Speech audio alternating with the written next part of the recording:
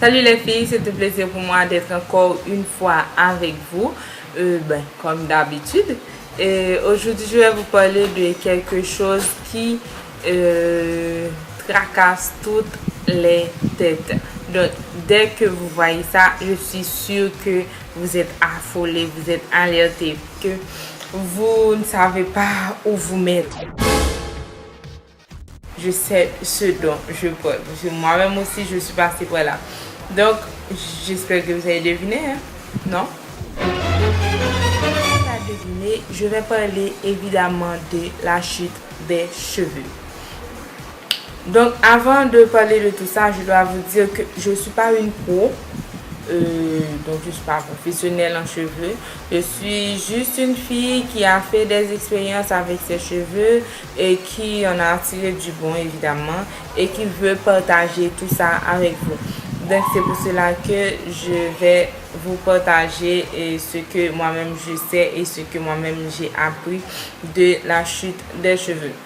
Donc la chute des cheveux, c'est quand tu as des cheveux qui sortent de la racine. Donc, à partir de la racine de tes cheveux. Très souvent, nous confondons la chute des cheveux et la casse.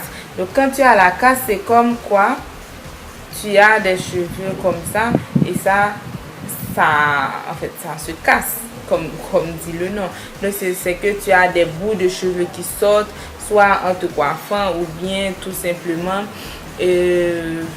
en te lavant les cheveux ou bien le matin quand tu te réveilles, tu trouves de la casse. En fait, très souvent, la casse, ce qui est différent, tu peux avoir de la casse simplement parce que tes cheveux ne sont pas assez forts. Donc, si tes cheveux sont fins, ils vont être très souvent cassants. Donc, ils ne sont pas assez épais. Tes cheveux vont évidemment facilement se casser, soit juste lorsque tu tires sur tes cheveux, en démêlant, lors du démêlage ou autre chose. Et aussi, quand tu... Comment ça se dit? En fait, quand tu dors, si tu ne dors pas avec un bonnet en satin ou bien tu ne dors pas sur un oreiller, une tête d'oreiller en satin, donc ça tu peux finir avec de la casse. Donc tu peux te lever le lendemain matin et tu vois sur ton drap ou bien sur la tête d'oreiller, le tête d'oreiller, je sais pas comment ça se dit. C'est pas. En tout cas, tu peux trouver des bouts de cheveux qui sont sur le lit là où tu as dormi. En fait, c'est le plus souvent dû à des frottements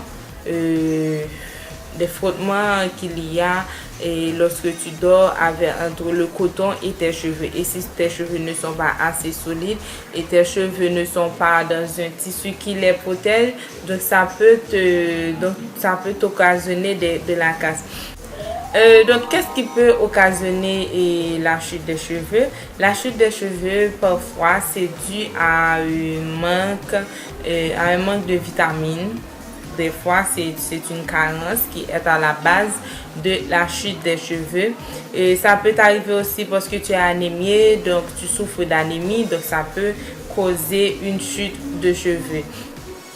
Et autre maladie, donc tu peux avoir d'autres maladies, je sais pas, je sais que le cancer. Et outre en fait les raisons qui sont un petit peu internes, qui sont liées avec ta consistance physique, qui sont liées avec, je dirais, ta santé. Et il y a aussi ce qui peut venir de l'extérieur.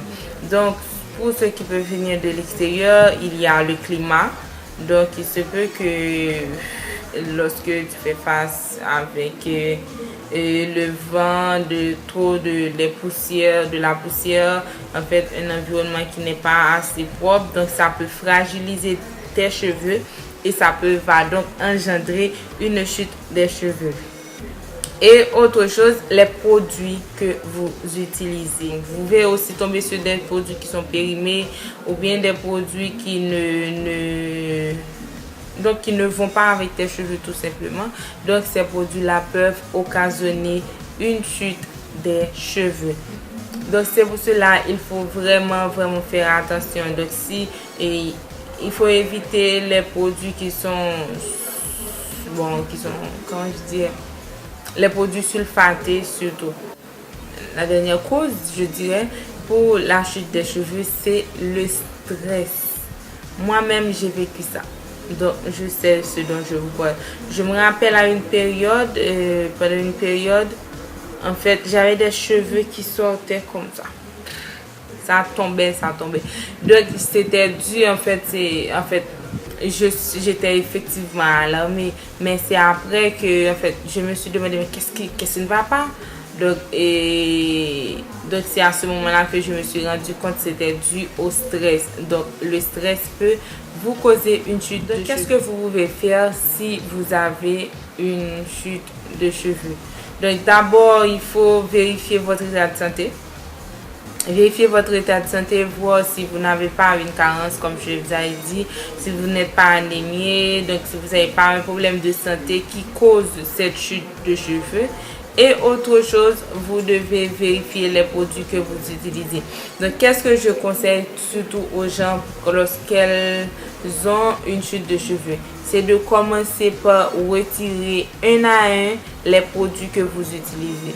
Donc, c'est soit vous retirez, en fait, je ne conseille pas de retirer le tout parce que comme ça, vous n'allez pas pouvoir identifier exactement le produit qui te pose problème. Vous pouvez ne plus utiliser cette gamme-là et utiliser une autre gamme. Et voir si c'était dû à ce shampoing ou ce masque ou cet après-shampoing pour voir est-ce que c'était ça qui était à la base de ta chute de cheveux.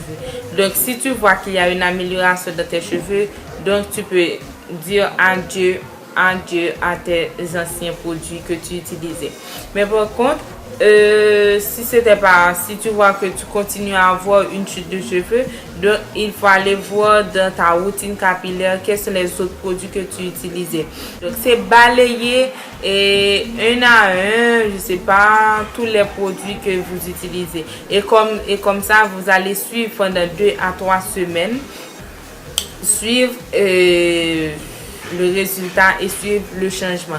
Et moi-même, j'ai une chute, la dernière chute de cheveux que j'avais, c'était dû à l'eau que j'utilisais pour laver mes cheveux. Je sais pas si c'était parce que l'eau avait beaucoup trop de calcaire ou quoi, je sais pas, mais c'est cette eau-là qui me posait problème. C'est quelqu'un qui m'avait dit, ah, c'est parce que j'ai déménagé dans une autre zone.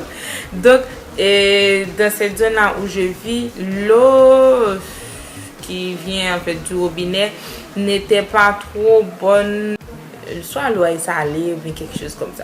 Donc j'ai tout de suite arrêté de me laver les cheveux avec cette eau. Il y a une autre fois, j'ai eu une chute, c'était dû à l'après-shampoing que j'utilisais. Je ne sais pas ce qui s'était arrivé, peut-être avec l'après-shampoing, mais en fait ça m'avait posé un problème et donc j'ai arrêté et depuis lors j'ai plus de chute de cheveux.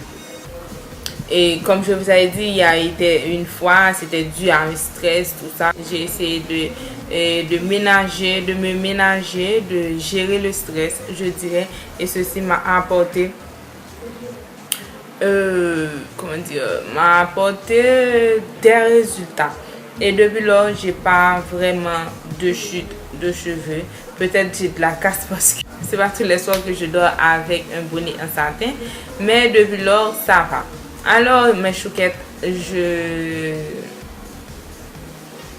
vous recommande et je vous encourage. Lorsque vous avez une chute de cheveux, bien évidemment, vous allez vous alarmer, mais automatiquement, il faut essayer de cibler le problème et d'attaquer le problème. J'ai aussi fait quelque chose qui est une petite recette qui m'avait aidé aussi pendant mes périodes de chute. Ça m'avait vraiment aidé. C'est juste une eau pour me vaporiser les cheveux à base d'ail. Donc je vous mets le lien de la recette parce que j'ai déjà partagé la recette avec vous. Donc je l'ai utilisé et ça a fait de l'effet. Donc ça m'a aidé en attendant que ça a ralenti la chute, en attendant que moi-même j'ai vraiment ciblé, j'ai vraiment trouvé la chose qui posait problème pour ma chute de cheveux. Alors j'ai un petit peu trop parlé comme ça. Donc, je vous dis à très bientôt. Je vous mets une vidéo very soon. Alors, bye bye, bisous. Celles qui ne sont pas encore abonnées, alors ne faites pas que regarder. Abonnez-vous. Merci, c'est gratuit. Bye bye.